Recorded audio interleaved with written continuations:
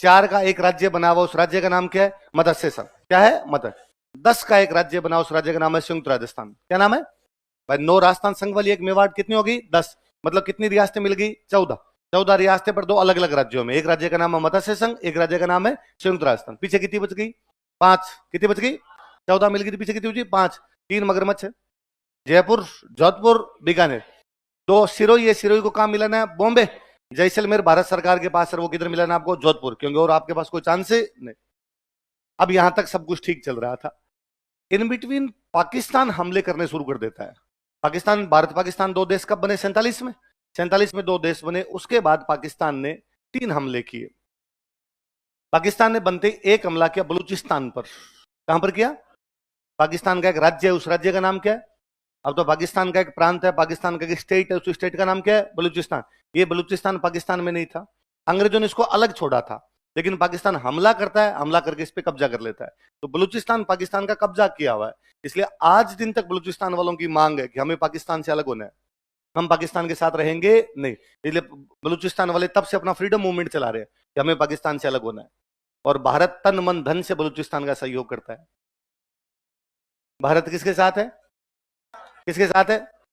एकदम अपने ढंग से लगे होंगे, हाँ बलूच तुम संघर्ष करो, हम तुम्हारे, तोड़ दो पाकिस्तान, तोड़ दो बेड़ी, हाँ राज्य तुम्हारा क्या कर लो अलग। और बलूचिस्तान वाले वाकई संघर्ष कर रहे हैं।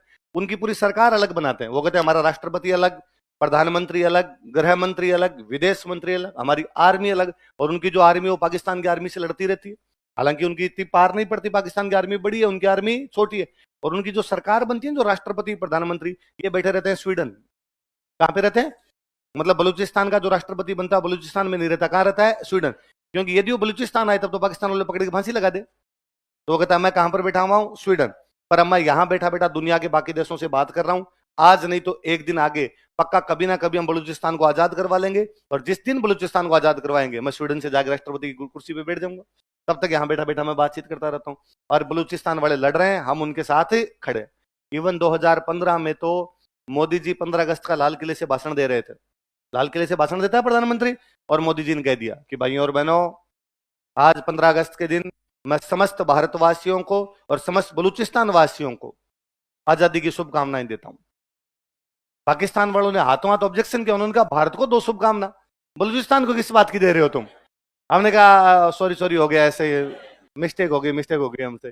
भाई साहब, इधर मोदी जी भाषण दे के आए, हाथों हाथ वो जो बलूचिस्तान का राष्ट्रपति जो कहां पर बैठा हुआ है, उसका हाथों हाथ मैसेज आया कि भारत के यशस्वी तेजस्वी आदरणीय प्रधानमंत्री नरेंद्र भाई दामोदर भाई मोदी का समस्त बलूचिस्तान वासियों की तरफ से हृदय की अनंतिम गहराइयों से धन्यवाद दिया जाता है, जो उन्होंने बलूचों की आजादी की लड़ाई में हमारे साथ खड़े होने का मादा दिखाया। इंशाअल्लाह आज नहीं तो कल हम बलूचिस्तान को क्या करवा लेंगे? आजाद।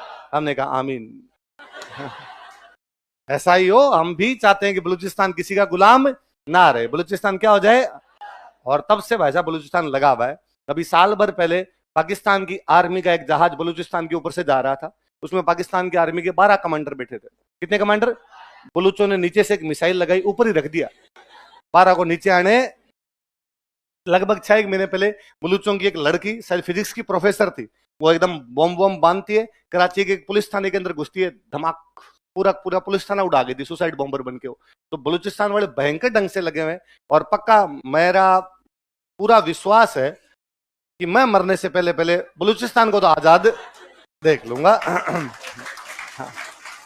और होना चाहिए भाई, किसी भी देश का किसी भी देश पर कब्जा, हम किसी भी कब्जे के खिलाफ। जब हम खुद 200 साल की गुलामी से आजाद हुए तो हमें पता है कि गुलामी बहुत बुरी होती है। इसलिए बलूचिस्तान पर भी पाकिस्तान इस प्रकार गुलामी थोप नहीं सकता।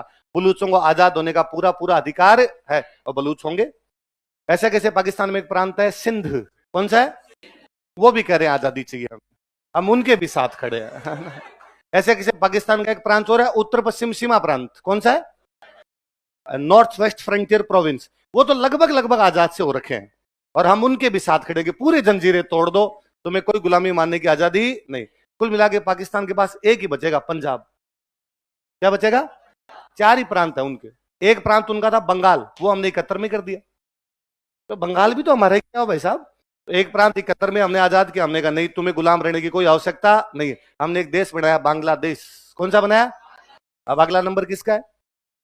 अब उन तीनों में लड़ाई है, सिंध में, बलूचिस्तान में और खैबर पख्तूनवा, या उसको उत्तर पश्चिम सीमा प्रांत, उनमें लड़ाई है कि पहले आजाद कौन हो, पहले आजाद कौन हो। और हम करें यार आराम से, धीरे धीरे, ऐसे नहीं, है ना, लाइन लाइन लगा के हो, पहले बलूचिस्तान, फिर उत्तर पश्चिम सीमा प्रांत, उसके बाद में सिंध। ऐसे लड़ते नहीं, पंजाब वाले नाराज हो जाएंगे, वरना बाद में एक पाकिस्तान के पास क्या बचेगा? ये अपने जिंदगी में देख के जाएंगे, टुकड़े टुकड़े होंगे, भयंकर ढंग से टुकड़े टुकड़े होंगे। कोई भी देश इस प्रकार से लंबे समय तक नहीं चल सकता। मैं तो कई बार यूं सोचता और हूं, जैसे अपने एक व्यवस्था है कि भाई 3 बजे कोचिंग जाओगे, मास्टर आएगा पढ़ाएगा, दूसरा मास्टर आएगा पढ़ाएगा, घर जाओगे, पीजी है, खाना खाओगे, सो जाओगे, सुबह उठोगे, पढ़ोगे। जैसे पाकिस्तान में बच्चे करते हैं क्या? उनका भी कोई मैकेनिज्म है क्या इस प्रकार का? या यूं डर लगता होगा कि रोड पे जा रहे हैं, कौन सल्टा दे भाई साहब। भाई अलग प्रकार का देश है ना थोड़ा, तो उनका अलग ही सिस्टम चल रहा है, तो एक ना एक दिन होने ही उनके टुकड़े हो जाएंगे। तो पाकिस्तान एक हमला करता है बलूचिस्तान पर, पूरे बलूचिस्तान को खा जाता है। जब भारत पाकिस्तान अलग हुए तो कहा गया बड़ी रियासतें जो है वो चाहे तो भारत में आजाद हो जाए, चाहे पाकिस्तान में चली जाए, और चाहे तो आजाद रह जाए, या तो भारत में मिले या पाकिस्तान मिले, या क्या रह जाए, आजाद। पर ऐसी एक हमारी रियासत थी कश्मीर। कौन सी थी? और कश्मीर ने कहा कि भाई साहब न तो हम भारत में शामिल होंगे, ना ही हम पाकिस्तान में शामिल होंगे, हम क्या रहेंगे, आजाद। कश्मीर के राजा थे हरि सिंह। क्या नाम था कश्मीर के राजा का? हरि सिंह को ऐसे लगता था कि यार मेरा कश्मीर नीचे आ जाएगा भारत, इस साइड के अंदर आ जाएगा पाकिस्तान, यहां पर बाउंड्री लग रही थी अफगानिस्तान की, यहां पर बाउंड्री लग रही थी रशिया की। किसकी लग रही? क्योंकि जब तक ये उज्बेकिस्तान तुर्कमेनिस्तान अलग अलग नहीं थे तो ये बाउंड्री लगती थी इसकी सीधी सीधी। इधर से बाउंड्री लगा करती थी चाइना, और इधर से बाउंड्री लगती तिब्बत। किसकी? भारत, पाकिस्तान, अफगानिस्तान, रूस, चीन, तिब्बत, 6 देशों की बाउंड्री लगती है। कितने देशों की? 6 देशों की बाउंड्री लग रही है। इनको लगा हम 6 देशों के बीच में है, ये 6 के 6 देश हनीमून मनाना इधर ही आएंगे। टूरिज्म, कि भाई कश्मीर वाकई बहुत सुंदर है, तो टूरिज्म बढ़ेगा, इन 6 देशों के लोग आएंगे, अपने देश की इकोनॉमी अलग से काम करेगी। फिर चंदन की लकड़ियां होती है भाई साहब, अपने अपने यहाँ पे केसर होती है, खूब सारा और चीजों को बेच बाच के अपने देश का धंधा चला लेंगे। तो कश्मीर ने कहा न तो भारत में शामिल होऊंगा, न मैं पाकिस्तान में शामिल होऊंगा, मैं क्या रहूंगा, आजाद। पाकिस्तान उधर बलूचिस्तान को पूरा खा जाता है। अब पाकिस्तान हमला करता है कश्मीर पर। कहां पर हमला करता है? कश्मीर। जब कश्मीर पे हमला किया तो कश्मीर के राजा हरि सिंह ने कहा कोई बात नहीं, पाकिस्तान आ रहा है तो हम लड़ाई कर लेंगे। तो कश्मीर के राजा ने अपनी सेना भेजी, किससे लड़ने के लिए? कश्मीर की सेना पाकिस्तान से मिल गई, कश्मीर की सेना, और उस सेना ने आधे कश्मीर पे कब्जा कर लिया। कितने कश्मीर पे? आधे कश्मीर पे कब्जा कर गए। वो जब आधे कश्मीर पे कब्जा कर गए तब कश्मीर का राजा भाग के अपने पास है। कश्मीर का राजा कौन है? हरि सिंह।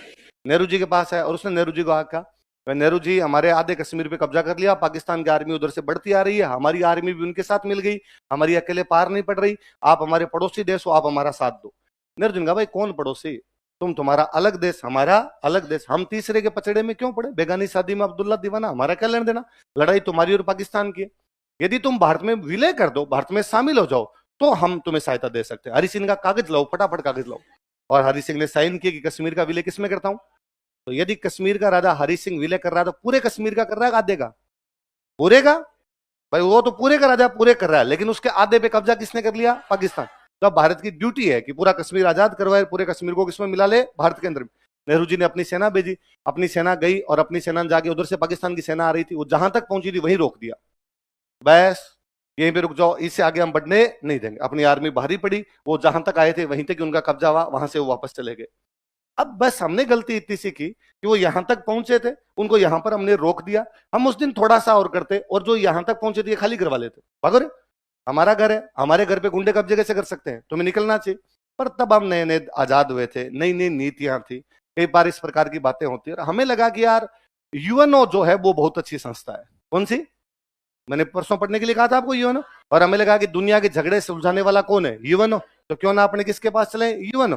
तो अपने गए यूएनओ के पास, नेहरू जी यूएनओ के पास गए। यूएनओ को जाकर भाई यूएनओ, पाकिस्तान ने हमारे आधे कश्मीर पे कब्जा कर लिया, और आधा कश्मीर हमारे पास है, जबकि कश्मीर के कागज पूरे के पूरे हमारे पास पड़े। इसका भाई एक प्लॉट है, उसका पट्टा पूरा का पूरा मेरे पास है, लेकिन आधे पे गुंडों ने कब्जा कर लिया, तो गुंडों का थोड़ी हो गया, है तो मेरा, क्योंकि मेरे पास उसका पट्टा है। हरि सिंह ने पट्टा अपने को दिया तो कश्मीर पूरा अपना।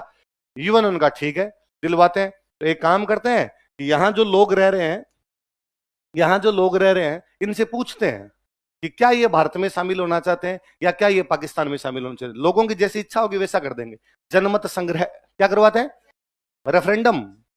रेफरेंडम करवाते हैं। नेहरू जी बहुत ढंग से जानते थे कि यदि जनता से पूछा गया तो जनता कहेगी पाकिस्तान जाएंगे। कहां जाएंगे? नेहरू जी का नहीं खेल रहे। कौन यूएनओ? किसका यूएनओ? हम किसी यूएनओ को जानते? We don't know UNO. तो बाद में अब क्या होगा? तो हमने कहा ये हमारा द्विपक्षीय मुद्दा है। कैसा मुद्दा है? बाइलेटरल। हम दो के बीच की लड़ाई है, यूएनओ को बीच में टांग डालने की आवश्यकता। यूएनओ का भाई आप ही आए थे, अब हम तो क्या करें इसके अंदर। तो हमने कहा बस आगे गलती हो गई, तुम तुम्हारे हमें हमारे, तब से मुद्दा वहीं पड़ा है। इसलिए है कि आधे कश्मीर पर पाकिस्तान कब्जा कर गया, तो हम कहते हैं कि आधे कश्मीर पाकिस्तान ने कब्जा कर रखा है। ये पीओके, पाक ऑक्यूपाइड कश्मीर। कौन सा है? पाकिस्तान का ये कहना है कि आधे कश्मीर पे हमने कब्जा कर रखा है, तो वो कहता है इंडियन ऑक्यूपाइड कश्मीर। वो क्या कहता है? कश्मीर के खुद के समझ ही नहीं आ रहा कि वो किधर जाए, कि इधर रह गए हम उधर रह गए। तो आधा अपने पास पड़ा है, आधा उनके पास पड़ा है। तो पाकिस्तान बलूचिस्तान खा गया था पूरा, कश्मीर खा गया आधा। पर ये पता नहीं मुझे क्यों गट फीलिंग आती है, भयंकर गट फीलिंग आती है कि ये पीओके वाला तो अगले 2-1 महीने में लेंगे, चुनाव से पहले पहले लेंगे ये वाला तो, है ना। मैं वास्तव में पिछले साल भर से रात को सोता हूं, सुबह उठते ही मोबाइल सबसे पहले चेक करता हूं पीओके, फिर आता है कि नहीं उधर ही है। तो मुझे लगता है नहीं यार, थोड़े दिन और वेट करना पड़ेगा, पर ज्यादा इंतजार इसमें होगा नहीं। हम बहुत जल्दी इसको इधर लेने वाले हैं। आज ही कश्मीर में मोदी जी की बड़ी रैली है, तो ये सब लक्षण उसी चीज के हैं, है ना। इधर कश्मीर इधर वालों को दिखाने की आवश्यकता है देखो हम भारत के साथ बहुत राजी है, ताकि थोड़े दिन बाद में उधर वाले भी कहेंगे। और पाकिस्तान, और आजकल एकदम सही मौका है, पाकिस्तान इतना गरीबड़ा हो रखा है, बापड़ा इतना गरीबड़ा हो रखा है कि उसको कोई रुपए देने के लिए तैयार है। भाई पाकिस्तान पूरी अर्थव्यवस्था उनकी भीख पे चलती है। मेरे को बड़ा अजीब लगा कि इमरान खान जब प्रधानमंत्री बना था पाकिस्तान का, तो उन्होंने गधे बेच के कमाई किया। पाकिस्तान के सारे गधे बेचे कि इससे थोड़ी कमाई हो जाए। गधे बेच के देश कितने दिन चलेगा? ऐसे थोड़ी देश चलता है कोई। तो उनकी इकोनॉमी का बंटा धार हो रखा है। मैं अभी थोड़े दिन पहले पाकिस्तान का कोई वीडियो देख रहा था, तो उसमें 2 स्पेशलिस्ट भेजते हैं, एक आर्मी का है, एक इधर को पॉलिटिक्स का है। तो पॉलिटिक्स वाला आर्मी वाले से कह रहा है भारत से लड़ सकते हो क्या? लड़ सकते हो क्या? है क्या हिम्मत भारत से लड़ने की? वो सामने वाला कहता है कि हाँ लड़ सकते हैं। लड़ क्यों नहीं सकते? उसने कहा यार मजाक मत किया करो यार, भारत की कंपनी है टाटा, उसका जितना प्रॉफिट है ना उतना पाकिस्तान की जीडीपी है। क्यों फालतू की बात करते रहते हो? और अब तो लोगों ने नया बना रखा है साहब, नीता अंबानी ने जो नेकलेस पहन रखा है ना, उतनी पूरी जीडीपी है उनकी। वो पाकिस्तान की जीडीपी गले में डाल के घूमती रहती है। तो कुल मिला के पाकिस्तान बलूचिस्तान खा गया था पूरा, कश्मीर खा गया। उसने एक हमला किया जैसलमेर पे। कहां पे हमला किया? जैसलमेर पे हमला किया। तो जैसलमेर के राजा को लगा पार नहीं पड़ेगी। जैसलमेर के राजा ने, पास में बड़ा जोधपुर था, तब तक राजाओं के कंट्रोल थे। जोधपुर के राजा का भाई पाकिस्तान का हमला आ गया, हमारी अकेले की पार नहीं पड़ेगी। लेकिन जोधपुर के राजा ने अपनी सेना भेजी, और पाकिस्तान के उधर से जो भी कबीला ही आ रहे, पाकिस्तान ने एक बड़ा जोरदार किया, उसने कश्मीर पे जैसलमेर पे जब हमले किए, अपनी आर्मी नहीं भेजी। थे तो आर्मी के लोग ही, पर उनके कपड़े एकदम साधारण लोगों जैसे जनजातियों के कपड़े होते हैं, आसपास के बॉर्डर एरिया में जो लोग रहते हैं वैसे कपड़े। कि कल को कोई कह दे कि पाकिस्तान हमला किया, उनका नहीं साहब, बॉर्डर एरिया पे लड़ने वाले लोग अंदर घुस गए थे, हमारी सेना का इससे कोई लेना देना। तो बड़ा शानदार मुंह खेल गए थे इस मामले में वो। तो उन्हें उधर से वो कबीला ही आ रहे थे। जोधपुर के राजा ने आर्मी भेजी, पहले हवाई यात्रा की, हवाई जहाज से जाके देखा क्या चल रहा है। तो पता चला कि वो लोग जैसलमेर के कुछ इलाकों में अंदर घुसे थे, कुछ पुलिस थानों पे कब्जा किया था, कुछ गांवों की फसल उठा के ले गए थे, गाय भैंस के खोल के लेके चले गए थे। तो लगा उधर से आ तो रहे हैं, कुछ कुछ ऐसा कर रहे हैं, का ज्यादा बड़ा कोई खतरा नहीं है। तो पाकिस्तान, जोधपुर की आर्मी गई, जोधपुर की आर्मी ने जाके पाकिस्तान के जो लोग भी उधर से आ रहे थे उनको वहां से भगा दिया। ये बड़ा अच्छा किस्सा उसमें। तब जोधपुर के राजा ने जैसलमेर के राजा के पास अपना प्राइवेट हेलीकॉप्टर भेजा, और भेज के कहा कि भाई अभी तो हमला छोटा है, पर खुदा ना खास्ता बड़ा हमला हो जाए, क्या लड़ाई का क्या पता चलता, किसी भी पक्ष में झुक सकती है। और यदि लड़ाई बड़ी हो गई, पाकिस्तान की तरफ से बड़ा हमला हो गया, क्या पता दिल्ली से सहायता आए नहीं आए, कब तक आए, और पाकिस्तान महल पे कब्जा कर ले जैसलमेर के, तो सबसे पहले राजा को और रानी को मारेंगे। इसलिए पूरा जो राज परिवार है ये हेलीकॉप्टर में बैठो, जोधपुर आ जाओ, ताकि कम से कम राज परिवार तो सेफ रहेगा। राजा का स्टेटमेंट था, उसने कहा जब जनता ही मर जाएगी तो मुझे जिंदा रह के करना है क्या? जिस जनता से 1000 साल तक टैक्स लिया था, उस जनता को इस दुख की घड़ी में छोड़ के कैसे भागा जा सकता है? क्या होगा जब जनता मरेगी? तो हमें भी मार देंगे। तो मुझे लगता है कि यार राष्ट्र का जो मुखिया होता है ना, उसका चरित्र अलग प्रकार का होता है। वरना अफगानिस्तान में इस बार जब तालिबान वालों ने कब्जा किया था, सबसे पहले अफगानिस्तान का राष्ट्रपति भाग गया, मुझे लगा मेरे को मारेंगे। यूक्रेन वाला, रूस वाला चल रहा है, उस राष्ट्रपति का पता ही नहीं चल रहा वो है कहां, इधर उधर ही घूम रहा है वो। उसने मना किया, उसने कहा नहीं साहब, पर वो बड़ा हमला हो ही नहीं पाया। पर कुल मिला के हमला हुआ जैसलमेर की साइड से। इसलिए भारत में एक बड़े नेता थे, उनका नाम था राम मनोहर लोहिया। क्या नाम था? क्या नाम है? राम मनोहर लोहिया बहुत बड़े नेता हुए थे अपने। इन्होंने एक समिति बनाई, उसका नाम था राजस्थान आंदोलन समिति। कौन सी बनाई? राजस्थान मूवमेंट कमेटी या राजस्थान आंदोलन समिति बनाई। और ये वल्लभ भाई पटेल से, जवाहरलाल नेहरू से जाके मिले और इन्होंने जाकर कहा कि नेहरू जी, सरदार वल्लभ भाई पटेल, राजस्थान के बॉर्डर पे 3 रियासतें पड़ी है, बीकानेर, जोधपुर, जैसलमेर। कौन कौन सी? तीनों पे थ्रेट है, अभी तक राजाओं के कंट्रोल है वहां पर। यदि पाकिस्तान ने हमला कर दिया तो कश्मीर जैसी स्थिति उत्पन्न कर देंगे। इसलिए फटाफट बीकानेर, जोधपुर, जैसलमेर को राजस्थान में मिलाओ, अपनी सेना वहां पे लगाओ। अलग अलग रहेंगे, संभालना टफ रहेगा। एक साथ होंगे तो संभालना अपने लिए क्या हो जाएगा? इजी। तो इन बॉर्डर वाली रियासतों को राजस्थान में मिलाया जाए, ऐसी कोशिश कौन कर रहे थे? कौन सी समिति बना के? यही लिखो, इसी में लिखो, तीसरे चरण में नीचे लिखो। राम मनोहर लोहिया ने राजस्थान आंदोलन समिति का गठन किया। Ram Manohar Lohia formed Rajasthan movement committee.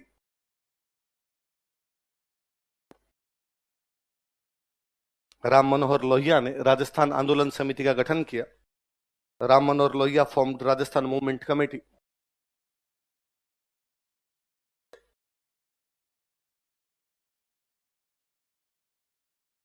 Rajasthan आंदोलन समिति का गठन किया, फॉर्म्ड राजस्थान मूवमेंट कमेटी, तथा शेष रियासतों के शीघ्र विलय की मांग की and demanded immediate merger of rest of the princely states. तथा शेष रियासतों के शीघ्र विलय की मांग की and demanded immediate merger of rest of the princely states. तथा शेष रियासतों के शीघ्र विलय की मांग की and demanded immediate merger of the rest of the princely state. शेष रियासतों के शीघ्र विलय की मांग की। इसलिए वल्लभ भाई पटेल जी ने इन तीनों राजाओं को बुलाया, बीकानेर, जोधपुर और जैसलमेर, और तीनों को बुला कहा, भाई बीकानेर, जोधपुर, हालांकि तुम्हारी जनसंख्या 10 लाख से अधिक और इनकम 1 करोड़ से ज्यादा है, तो तुम राज्य तो बन सकते हो, पर हम तुम्हें राज्य नहीं बनाएंगे, क्योंकि तुम पाकिस्तान वाली बाउंड्री पर हो, इधर से हमले का खतरा है, इसलिए तुम्हें हम राजस्थान में शामिल करेंगे। जैसलमेर को किधर ना किधर शामिल करना ही था, तो जैसलमेर का तुमको भी कर देंगे। पर एक रियासत का लोचा पड़ रहा है, जयपुर। कौन सी? भाई टोटल रियासतें कितनी बची हुई है? 5। सिरोही का तो वल्लभ भाई पटेल ने कहा कोई नाम ही नहीं लेगा, सिरोही तो कहां मिलाऊंगा मैं? बॉम्बे। पीछे कितनी बची? 4। 4 कौन सी? जोधपुर, बीकानेर, जैसलमेर, तीनों बाउंड्री पर है, इसलिए इन तीनों का भाई पाकिस्तान का खतरा है, इसलिए तुम्हें तो शामिल होना पड़ेगा। एक कौन सी है? जयपुर। जयपुर को क्या कहो, क्योंकि जयपुर को तो खतरा भी नहीं है। और यदि जयपुर को कह दो कि भाई तुम्हें भी पाकिस्तान का खतरा है, क्या पता पाकिस्तान का हमला हो जाए, तो जयपुर का राजा कह दे भाई पहले हमला होगा जैसलमेर, पाकिस्तान वहां से क्रॉस कर लेगा तो आएगा जोधपुर, इसको भी क्रॉस कर लेगा तो आएगा अजमेर, फिर मेरी बारी आएगी। और यदि मेरे तक आ गया ना तो दिल्ली 240 है, फिर तुम्हें संभालो, फिर तो तुम भी राजधानी मत बनाओ, फिर तुम भी राजधानी के साइड के अंदर लेके जाओ, पाकिस्तान का इतना ही डर लगता है तो अब जयपुर के राजा को अलग प्रकार से राजी करना पड़ेगा। तो जयपुर के राजा को बुला के समझाया कि भाई साहब इधर आओ, आप भी राजस्थान में शामिल हो जाओ। जयपुर राजा ने क्यों शामिल हो जाऊं? मेरी जनसंख्या 10 लाख से अधिक है, मेरी इनकम 1 करोड़ से अधिक है, मैं अलग राज्य बनाऊंगा। और एक काम करो, ये किशनगढ़ और टोंक भी मेरे को दो, ये नजदीक पड़े, क्या करेंगे? किशनगढ़ भी मेरा और टोंक भी मेरा, एक पूरा, और करौली भी दे दो, इधर से करौली भी दे दो, ये सारे। और लावा को तो मैं खुद ही ले लूंगा। तो लावा तो जयपुर के राजा ने खुद नहीं पहले ही मिला रखा था अपने पास में, लावा टोंक से अलग हुआ पड़ा ही था, इन्होंने मिला रखा था, मैं मेरा अलग राज्य रखूंगा। तो वल्लभ भाई पटेल ने कहा कि आप कहां के राजा बनना चाहते हो? जयपुर। अभी आपके पास में क्या है? जयपुर है। ज्यादा ज्यादा क्या ले लोगे आप? टोंक लेना चाहते हो, किशनगढ़ लेना चाहते हो, लावा लेना चाहते हो, करौली, ये हमने वैसे मिला दिया, ये आपको मिलेंगे नहीं। लास्ट में आपके पास क्या बचेगा? जयपुर। मैं कहता हूं आप राजस्थान में शामिल हो जाओ, पूरा राजस्थान आपका। कैसे? राज प्रमुख आप, प्रधानमंत्री आपका, राजधानी आप। जयपुर राजधानी का पक्का चुप, ये बात किसी को बतानी। इनको क्या क्या लॉलीपॉप दिए? राज प्रमुख, प्रधानमंत्री, राजधानी, उन तीनों को क्या धमकी दी? पाकिस्तान का क्या हो सकता है? अटे। चौथे चरण में 4 रियासतें मिलेगी। कौन से चरण में? कितनी रियासतें? कौन कौन सी? जयपुर, जोधपुर, बीकानेर और जैसलमेर, ये छोटी छोटी रियासतें, बड़ी बड़ी, इसलिए चौथे चरण का नाम है बड़ा राजस्थान। बृहद का मतलब बड़ा ही होता है, लिख लो, ग्रेटर राजस्थान।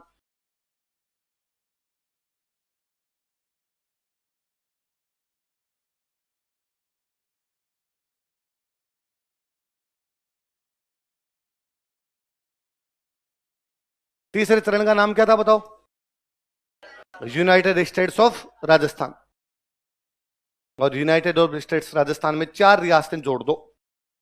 कौन कौन सी जोड़नी है बोलो देखे? जयपुर, जोधपुर, बीकानेर, और एक कौन सी बची? जैसलमेर।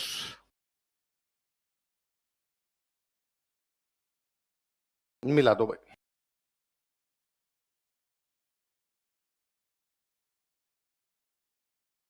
कुल मिला के सिरोही को छोड़ के सारे आ गए।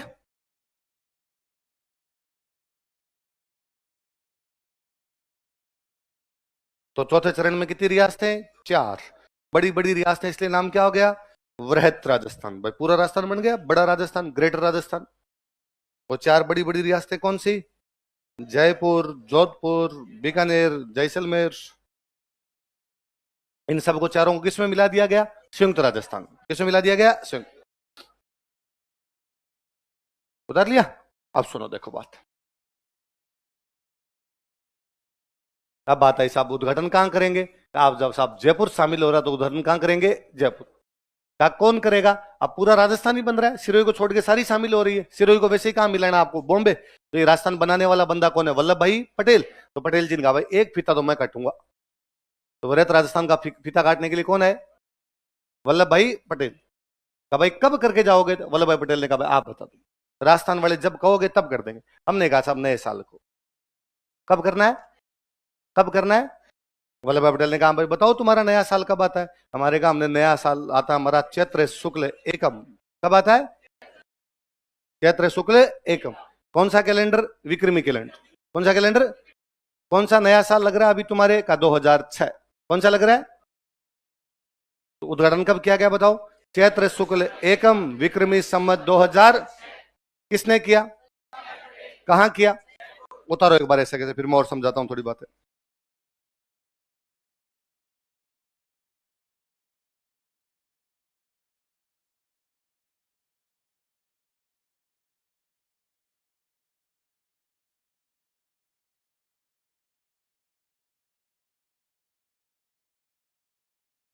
इनोग्रेशन।